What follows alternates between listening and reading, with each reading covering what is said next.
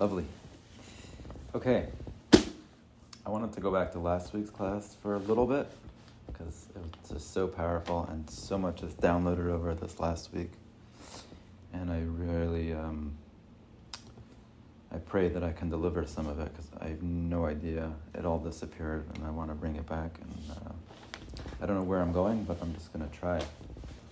So the first thing I noticed was, or not the first thing, but just like, what is Chassidus anyhow? There's this, they used to tell us as kids, and I'm going to try to debunk this thing, and I hope it wasn't quoted by some holy sefer somewhere, but they used to tell us that there are three things in the world that if you have enough of it, will change you. Money, if you have it'll make you crazy, and if you're not crazy, then you didn't get enough of it. It'll drive you insane, basically. You could go meshuggah for money. If you're not meshuggah, you don't have enough yet. And then I think it was like alcohol will get you drunk. If you're not drunk yet, you didn't have enough. And then they said Chassidus. Chassidus will change you. And if it's not changed you, you don't have enough. Learn more. And I want to call BS. Chassidus is like a tool. It's just a tool. Not just, it's a powerful tool, but just like if someone's building a house and they, and to get it done, they would need tools. So they'd, their friend would be like, oh, you want to build your house? Yeah, you're going to need some hammers and drills. And it's like, yeah, I got them all. Now what? It's like, oh, it's not being built. Well, do you have a bulldozer to, dig out the foundation, an excavator? Okay, he goes and he's got an excavator on the lot. I'm like, okay, I have it. Now what? Like, it's not being built. It's just a tool. Like, if you don't know how to use it, so yeah, stock up more and more and more and get really carried away with all the wisdom you have. But if you don't know how to apply it and how to work with it, then I don't think having more of it is going to do anything to you. So I was just thinking about that and thinking about how this mimer is so, like, it can be great, like, wisdom and not affect you at all unless you really learned how to use the tool. And then a lot of just downloads were happening, and just from the last class in so many different areas. Yeah.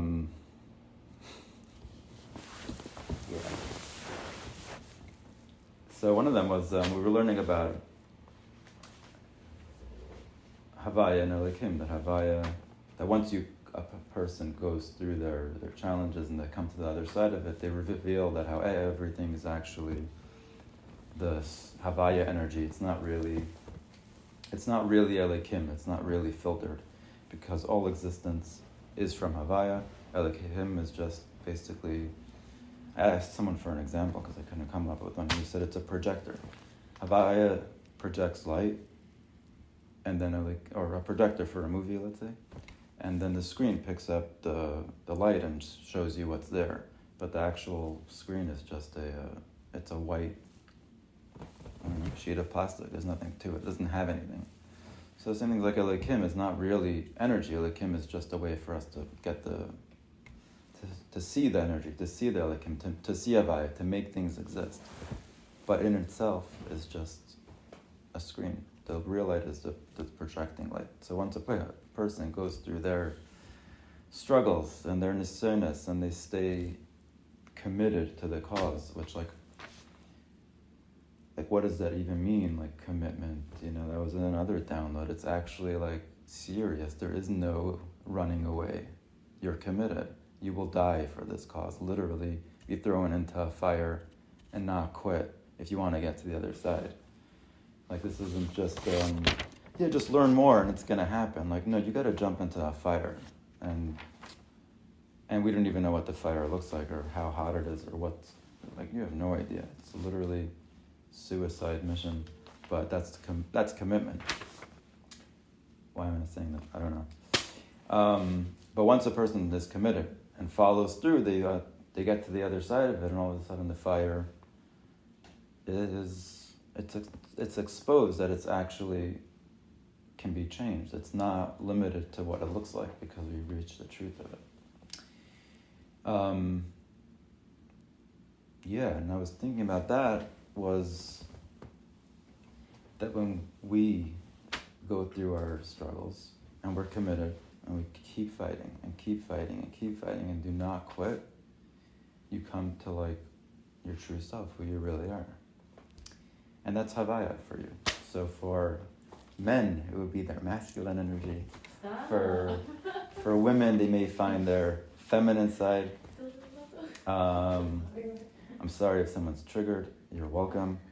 And baby. And hear me out. Just hear me out. Don't get carried away with the words.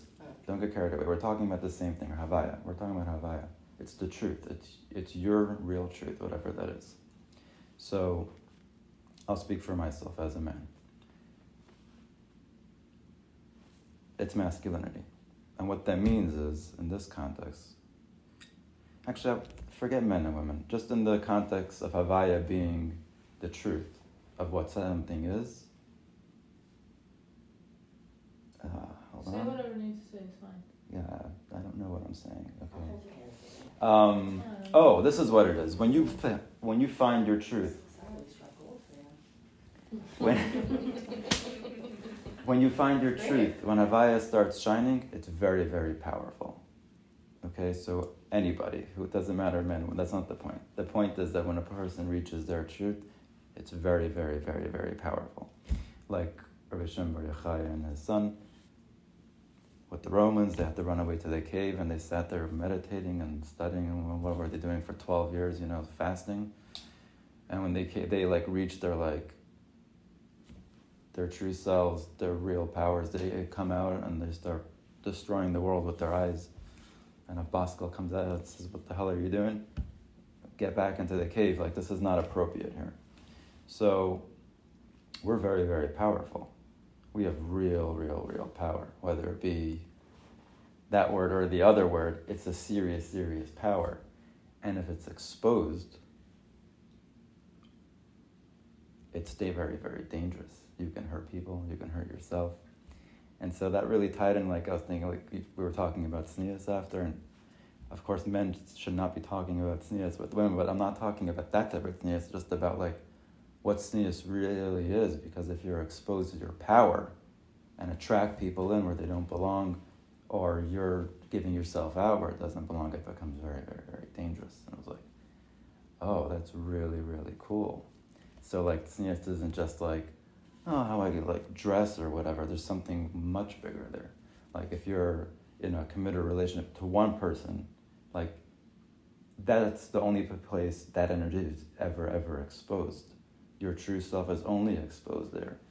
And so we have these symbolism, people cover their hair or whatever it is, and it's where can you expose that? Only in union with your partner who actually is you, so there's no need for the filtration system.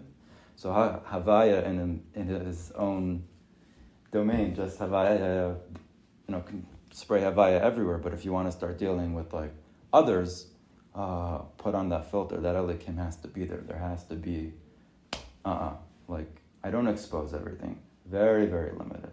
Very, very limited. The rest of it, very sacred. Can I say something? For sure. So, just you were saying about Reb Shimon, that he was burning people and objects. So, we do the same thing on this level. Let's say when we judge someone, what happens is we create a boundary around the person that we judge, and at the same time we create a boundary for ourselves. So we kind of cage ourselves into something only because of the judgment, and then they're not capable of getting out of that because of our judgment, and we're not capable of growing because of the judgment. So the same thing, we do the same thing. You can't physically see it as burning people, but we are burning them. That's why when you see something and you want to judge, you have the power of just giving them the compassion to remove the boundaries and to make them tap into something that they're stuck in. So judgment is really, really dangerous. And the same thing is regarding tznius, that we are traumatizing ourselves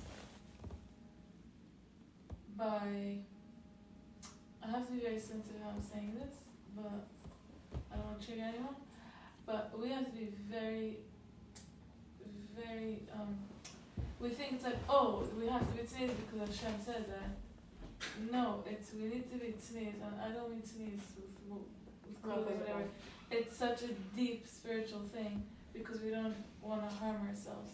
Speaking about relationships, what you were saying, that our husbands is the only one, right? Our spouse is the only one that we should get invested in. Whether we can be ourselves fully.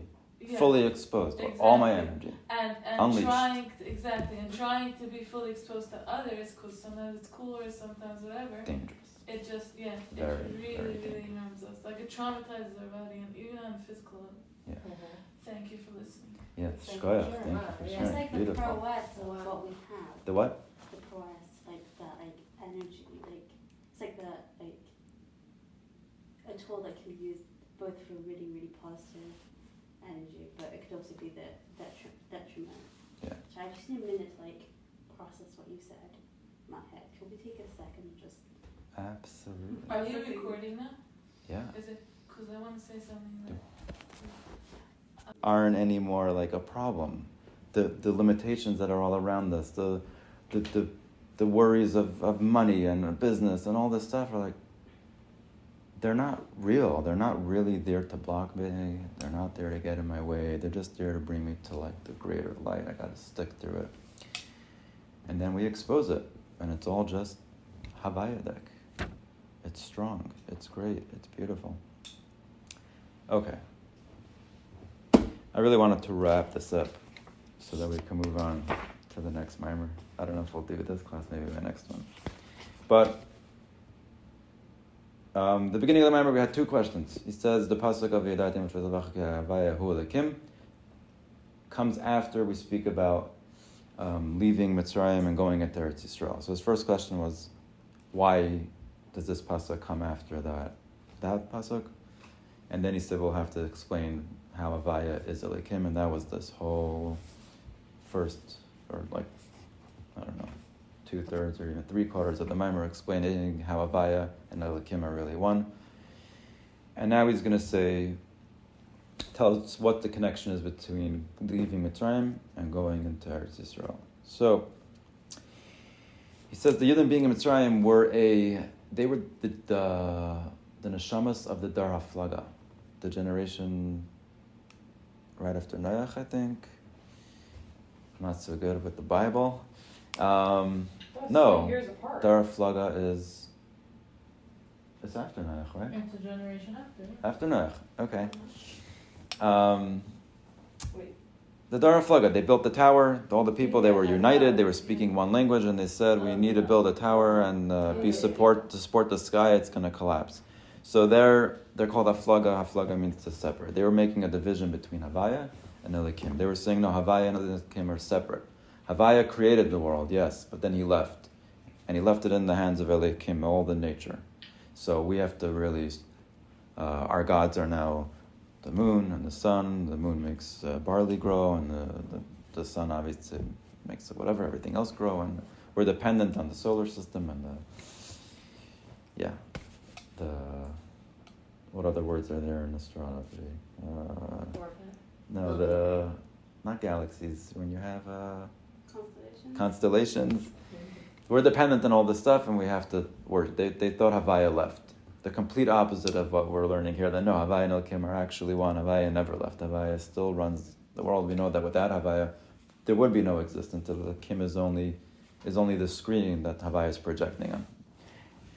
But they were made that mistake. So the Jews in Mitzrayim were a Gilgal of those neshamas, and they were fixing this mistake. So that's why they were working with bricks and doing the same type of work.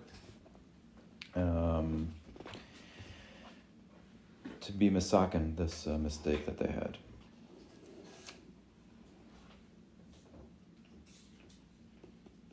Right, and this is what Avodah Zarah is. When you separate Havaya and Elikim and you think that Elikim is actually running the world, this is Avodah Zarah mamash.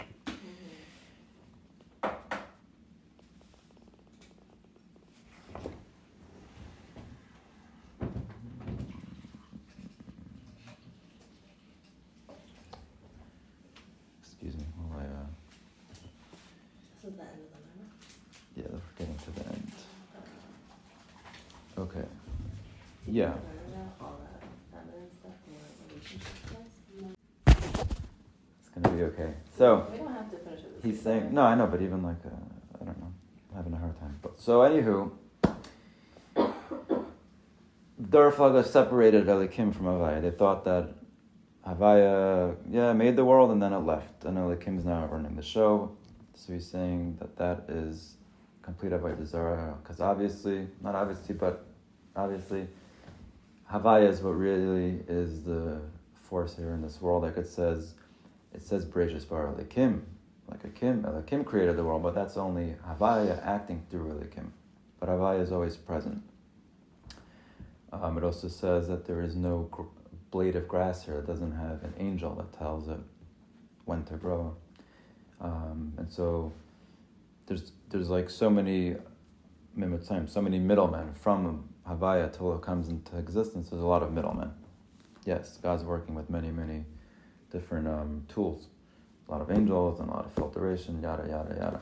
By the time it comes here, the more physical something is, so there's more middlemen in between it. So you probably have like spiritual beings. There's a very small filter, but from them till through all the worlds, there's a lot of filters and a lot of middlemen. But they're not running the show. They are all like tools in the hands of the craftsman. Like if someone builds a house with a nice axe, no one says, you see that house that this axe built? That John Deere cut the grass so nice. Like, no, this gardener, he did it. And this craftsman, who built the house? Oh, Posner built the house. Not like, I don't know the names of it.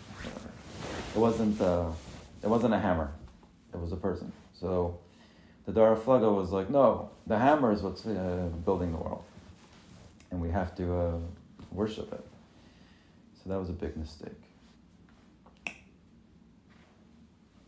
And they actually don't even have free choice. All these constellations and all the sun and the moon and even angels, no one has free choice, except us, a little bit. But certainly tools don't have free choice, and hammers don't build houses. They need a person with free choice to go and build a house. That's probably a very good example, because we represent God. We have free choice. We can use our tools to do things, but they're dead. They don't make choices. And the same thing is with all the creations and all the other stuff.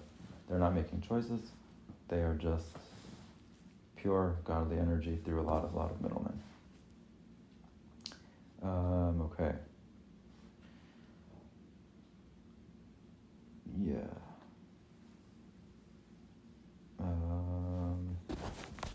Pause. All right. So we're connecting this. He's connecting this to also, like it says that. It says.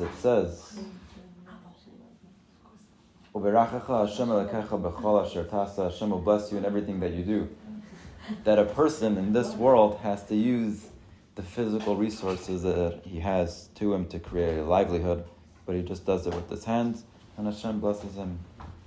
Because that's how it's done in this world. And then he says, like in a more spiritual place where you don't have, like in Gan Eden, where the neshamas are just sitting and getting pleasure from the rays of God, you don't have physical food and drink there, so they don't have to use these tools. But here, we use certain tools. We have to go to work, and we do different stuff, but we don't mistaken that business is a God of its own, and this is what provides me. No, it's always our Havaya. It's Hashem that's providing us, and we're using different tools. We use the resources that we have. We have business, and we do the amount that's required and what's normal, I guess, but not like overdoing it and thinking that this is actually God and my business is God and my business is going to give me money. No, it's just a tool. It's a tool, and I use the tool the way it's meant to be used, and my blessing comes through it, but it's just coming through it. It's a messenger. My business is just a messenger. And when a person has that mindset and he's very clear about it, then he's not distracted by the business that doesn't take him away from Torah and Avodah. I like to just translate that from his truth. He still has time for what's real to him, and he's not just all day obsessed with squeezing another dollar out of the business, because it's not the business that's giving you. We're going to call money the Ar Havaya. Like, this is what you need from it. That's godliness, your money. and it doesn't come from your business. It's just a channel. It channels through. But if you make the business like this is where it's coming, that's the same Avodah Zarah Dara Flaga, because you're separating Havaya and Elokim. Business is natural. That's how money flows. It must be its own beast. It's not. It's just Elokim covering over on what's really going on. So when a person is very clear with this idea, then he's not distracted, and he can focus on what's important to him, and he does his business, and he knows that it's all going to come from God, and he certainly doesn't have any illegal activity, because there's no need to do all these tricks and try to fraud the system, because you don't have to. It's just a messenger. Don't give it that much power. Okay. I wonder why most Jewish people do that. We're very challenged. We're challenged. We cave to the challenges. So then we think that everything is for real. I really have to do fraud, or I'm not going to make it. I don't jump in the fire. I take the bait. I'll go the other way. I try to get around it. I've started meeting so many people who do it now, and it's interesting. They're very strict on being white. I'm so happy to hear that I feel like I'm the only person that I know, like all my friends, they live on everything. Okay. And I question myself sometimes, why am I so straight? Like, is this, but what he's saying, really, we are supposed to be straight. Yeah, we could have known that without this. No, but We're supposed to be straight, but I think it's also like you have to survive. So I I could have known to be straight without We learning. know that you have to be straight. No, but when you see a lot, Like what the spiritual side of our straightness. The more Yeah, the yeah. more betachan and Yeah. like when we say was betachan, like we have more trust and faith, the more it flows. We'll receive that. whatever, And you then know? you're surviving and living, not just survive. For survivor, also for survivor. I don't know why. For survivor. Okay, so only when a Your person needs, you're not like kind, like- becomes short-sighted No, you need. and loses his connection. I don't know. You don't. I think If it's it's also for a survival, challenge. then it's not- It's okay for it to be a challenge. Yeah. You're human. No, it's not. It's not straight at all. So. Okay, so when a person loses focus and he starts to consider the tools that he has to be godly, then he starts to trip up, and then they become a real obstacle for him. But when his intention is clear about the Achdus of Hashem, that's what's giving him his power, then everything is just a middleman, and everything that energy flows through these middlemen, through my business, through my tools, through my resources, but they don't get in my way at all. And then I have time, and I'm calm. And there's a real kli here, there's a real vessel here for a blessing, because it's not corrupt with my false masculinity trying to control a situation that I'm not in control of anyhow. Back to that. So that's if Havayel and Akim are connected. Then everything's just in sync and everything's flow. The flow's open. Everyone's playing their role properly. But when there's a separation, when he thinks that Elikim is really covering over on Havaya, and everything that he sees here are actually getting in the way of the flow, then we have a problem. Then it's a problem, and things start to get actually really bumpy. Probably a lot of anxiety, because everything is actually a real struggle. They're real struggles, because the struggles are real. If I make them real and give them that power, then they're actually very, very, very real. Okay. This podcast was, a lot of it wasn't recorded. So that's why it's short. And there was some really good conversation, but you had to be there. I'm sorry.